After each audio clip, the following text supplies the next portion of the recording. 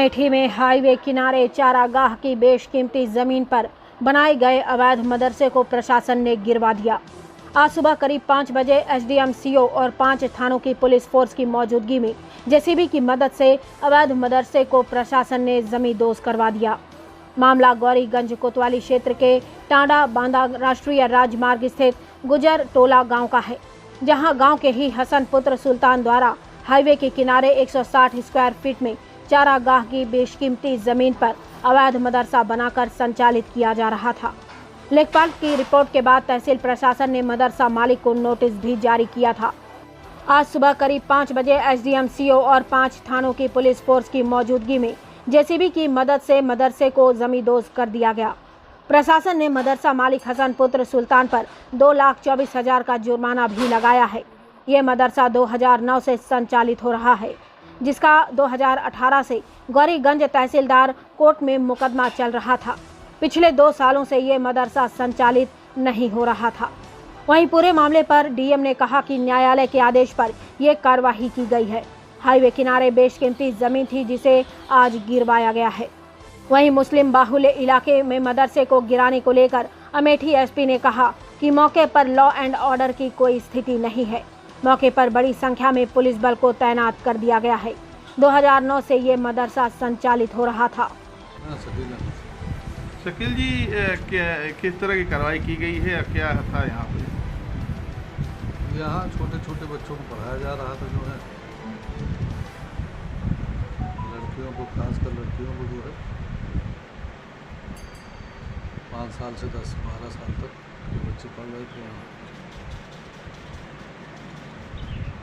किस तरह की तालीम दी जा रही थी यहाँ? तालीम यहाँ सब सारी शिक्षाएं दी जा रही थी, जो है और जो मुस्लिम है तो मुस्लिम की धार्मिक तो है ही है, जो है उसके साथ हिंदी भी, इंग्लिश भी जो है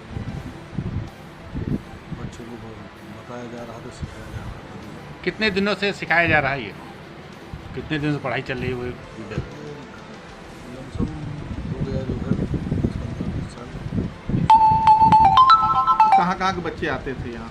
बच्चे अगल बगल के जो है 8-10 गाँव हैं, जो है पुलवा, तो ये सब बच्चे आते थे। कितने बच्चे पढ़ते होंगे लगभग? लगभग 100-150 कभी ज़्यादा नहीं है। अच्छा, यहाँ ये कोई रेगुलर तो था नहीं, जो है बच्चे लोग जो है अपने काम के हिसाब से, अपने माँ बाप के जो है उसके हिसाब से आते थे, जो है कि आज उनके घर में काम नहीं है तो स्कूल चले गए, काम है तो उसको देख लिया गया, जो है। हॉस्टल सुविधा नहीं दिया? नहीं, हॉस्टल सुविधा नहीं। ये जो है और ये 1 से 5 तक की पढ़ाई थी, क्या पढ़ाई थी? 8 तक या 1 से 5 तक पढ़ाई थी क्या?